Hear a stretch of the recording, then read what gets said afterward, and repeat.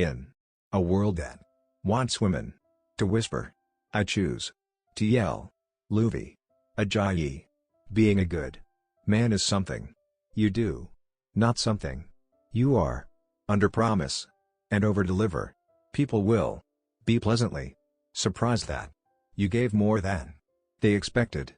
And remember that there is always room for us to be better and do better. That's what I am calling for. Not just everybody else, myself too. I have no love for those who consider themselves good people, but stand idly by as the world crumbles around them. It's not enough to personally not do damage. If you're present as someone else destroys what's around you and you do nothing, you helped them. Being quiet is comfortable. Keeping things the way they've been is comfortable. And all comfort has done is maintain the status quo. People use the guise of art and artistic expression to do all kinds of hateful things. It's like Trump and everybody else using the guise of humor to say hateful things. The excuse being, I was just being funny. Unless life is one giant rap battle, you don't need to freestyle your way to success.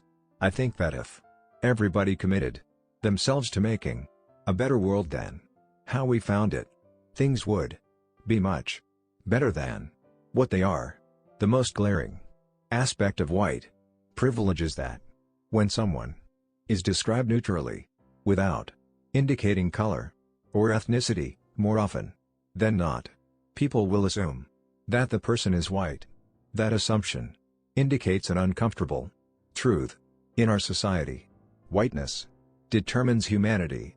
Avoidance has never been a great tactic in solving any problem. For most situations in life, not addressing what's going on only makes matters worse.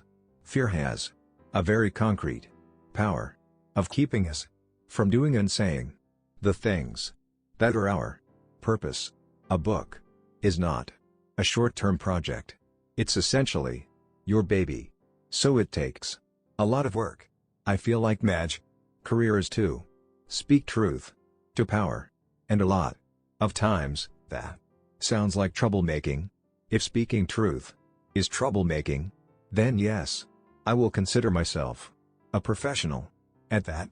Being able to live without having to be defined by your skin color is the hallmark of privilege. Imposter syndrome is the feeling of wearing a mask and playing a role that one does not feel at home in. It is when you feel like you or your work is a fluke, and that you're a dwarf amongst giants. Many of us have this, especially when we're in some sort of creative industry. Imposter syndrome is the feeling of wearing a mask and playing a role that one does not feel at home in.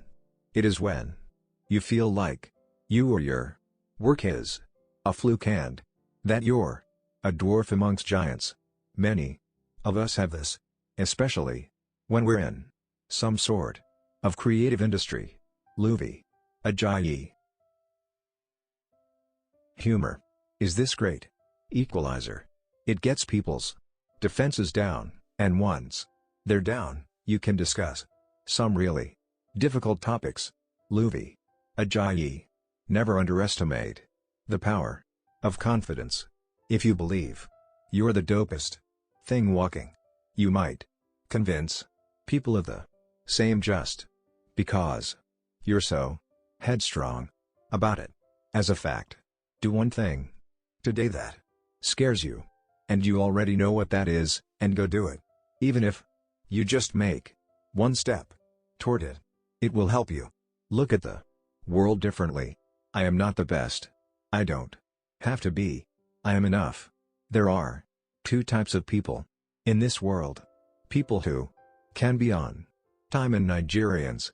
I am in the latter group, and I confess to my inability to arrive anywhere punctually. What I sacrificed as I pursued my dreams was my comfort, not the lives of other people who looked to me to stay afloat. That alone freed me to take more risks, which did pay off in dividends. Having a safety net is an asset that most people do not have.